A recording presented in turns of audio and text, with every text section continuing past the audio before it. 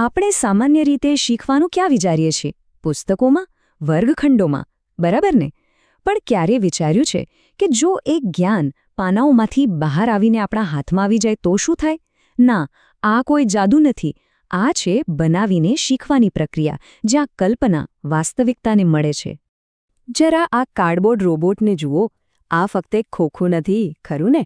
આ તો એક જીવંત ઉદાહરણ છે કે કેવી રીતે રોજિંદી વસ્તુઓમાં જ્યારે થોડી કલ્પના ઉમેરાય ત્યારે એમે જીવ આવી જાય છે અને એ વ્યક્તિત્વથી ભરપૂર બની જાય છે. આ છે સાદી વસ્તુઓનું અસાધારણમાં રૂપાંતર. અને એવું જ કંઈક અહીં પણ છે. આ હાથથી બનાવેલું સેટેલાઇટનું મોડલ. આ ખાલી કાગળ અને ગુંદર નથી, આ તો બ્રહ્માંડને સમજવાની કોશિશ છે, દૂરના ગ્રહોની કલ્પના કરવાની, અને વિજ્ઞાનના જે અઘરા સિદ્ધાંતો છે ને એને જાણે હાથમાં પકડીને જોવાની વાત છે. અને આ જુઓ, એક સાદો જ્વાળામુખીનો મોડેલ, પણ એમાં પૃથ્વીની અંદરની તાકાત દેખાય છે. જ્યારે આવું કંઈક બનાવાય છે ને ત્યારે ભૂસ્તર શાસ્ત્રના પાઠ જીવંત થઈ જાય છે, જે કદાચ ખાલી વાંચીને કે ચિત્રો જોઈને ક્યારેય ન સમજાય. તો આ જ તો મૂળ સવાલ છે. આ સમજૂતી એ જ શોધશે કે કેવી રીતે હાથથી બનાવેલી વસ્તુઓ આપણા મગજમાં જ્ઞાનને એકદમ ઊંડાણપૂર્વક અને હંમેશ માટે સ્થાપિત કરી દે છે. તો ચાલો શરૂ કરીએ આપણા પહેલા વિભાગથી, પુસ્તકની પહેલે પાર. ઘણીવાર કેવું હોય છે કે વિજ્ઞાન અને ગણિતના સિદ્ધાંતો ખાલી શબ્દો અને સમીકરણો જેવા લાગે છે, એકદમ અમૂર્ત. પણ જેવી આપણે એને કોઈ ભૌતિક આકાર આપીએ છીએ ત્યારે એ વિચારો એકદમ સાચા, સ્પર્શી શકાય એવા અને સાચા અર્થમાં સમજી શકાય એવા બની જાય છે. ચાલો હવે આગળ વધીએ. પુસ્તકમાંનું ચિત્ર આપણને માહિતી તો આપે છે, પણ 3D મોડેલ એ આપણને અનુભવ કરાવે છે. તો ચાલો જોઈએ કે આ સપાટ ચિત્રોમાંથી 3D દુનિયામાં જવાથી શીખવાની પ્રક્રિયામાં કેવો જબરદસ્ત ફેરફાર આવે છે. આ સ્લાઇડ પર આ બદલાવ એકદમ સ્પષ્ટ દેખાય છે. જુઓ, એક બાજુ પોસ્ટર પર 5 ઇન્દ્રિયોનો એક 2D ચાર્ટ છે અને બીજી બાજુ એક 3D કોષનું મોડેલ છે, જેને બનાવી શકાય, ફેરવી શકાય, સ્પર્શી શકાય. આ ખાલી જોવાથી લઈને જાતે બનાવીને સમજવા સુધીની આખી સફર છે. અને આ જ તો ખાસ વાત છે. જ્યારે કોઈ મોડેલને આમ હાથમાં લઈને ફેરવીને દરેક ખૂણેથી જોઈ શકાય ને ત્યારે સમજણનું લેવલ જ અલગ હોય છે. એ ખાલી ગોખવા કરતાં ઘણું વધારે છે. આપણું મગજ પણ આવા અનુભવોને લાંબા સમય સુધી યાદ રાખે છે.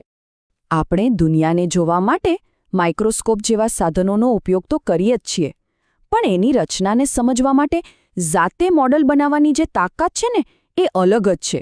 એક સાધન આપણને બતાવે છે કે શું છે, પણ બનાવવાની પ્રક્રિયા સમજાવે છે કે આ કેવી રીતે બનેલું છે. અને આ વાત આ વાક્યમાં કેટલી સરસ રીતે કહેવાય છે કે આ માત્ર પ્રોજેક્ટ નથી, તે સમજણના પ્રોટોટાઇપ છે. મતલબ કે આ વિદ્યાર્થીઓની જે રચનાઓ છે એ ખાલી સ્કૂલના પ્રોજેક્ટ્સ નથી, પણ એ એમની સમજણના પહેલા નમૂના છે, જે બતાવે છે કે એમના મગજમાં એક વિચાર કેવી રીતે આકાર લઈ રહ્યો છે. ચાલો હવે વાત કરીએ કાર્ડબોર્ડમાંથી સર્જનાત્મકતાની. આપણને ઘણીવાર એવું લાગે કે કંઈક નવું કરવા માટે, ઇનોવેશન માટે મોંઘા સાધનો અને ટેકનોલોજી જોઈએ. પણ સાચી સર્જનાત્મકતા તો સાવ સાદી વસ્તુઓમાંથી જ જન્મે છે. વાત સાધનોની નથી, પણ સાધન સંપન્નતાની છે.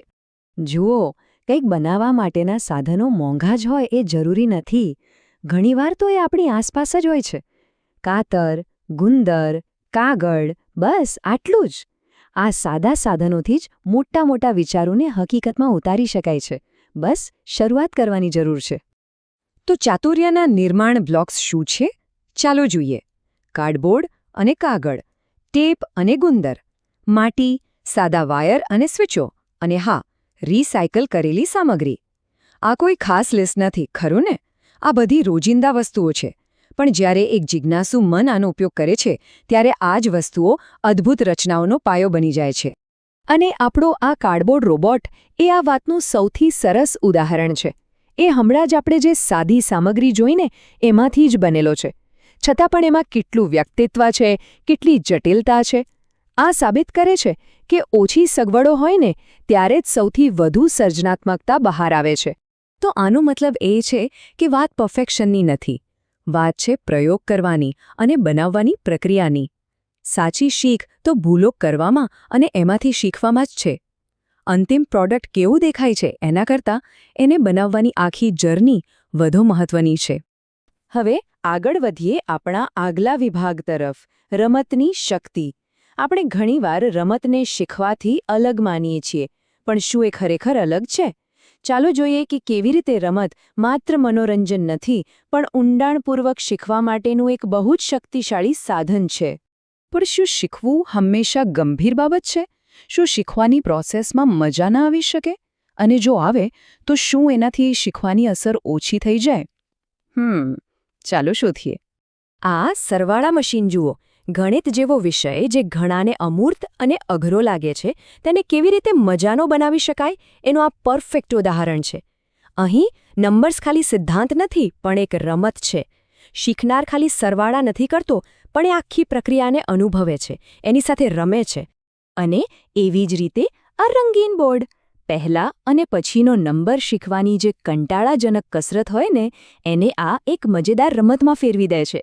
જ્યારે શીખવામાં આમ આનંદ ભળે ને, ત્યારે જ્ઞાન વધુ સહેલાઈથી અને લાંબા સમય માટે યાદ રહી જાય છે.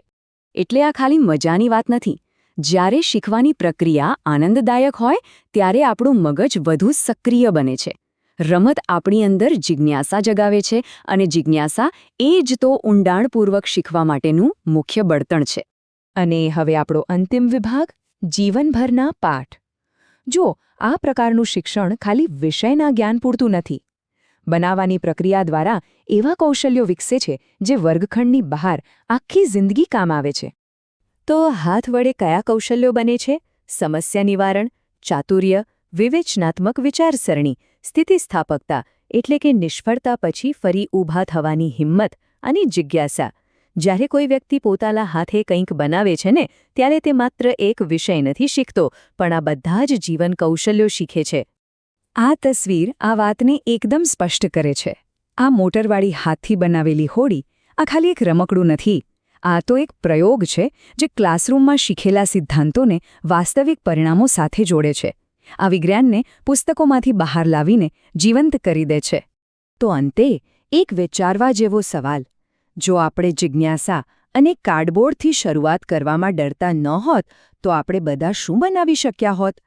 આ બધી રચનાઓ આપણને યાદ અપાવે છે કે સૌથી મોટી શોધોની શરૂઆત ઘણીવાર બહુ જ નાના અને સાદા પગલાંથી થાય છે. આપણી અંદર બનાવવાની જે ક્ષમતા છે, એ અમર્યાદિત છે. બસ જરૂર છે એને બહાર લાવવાની.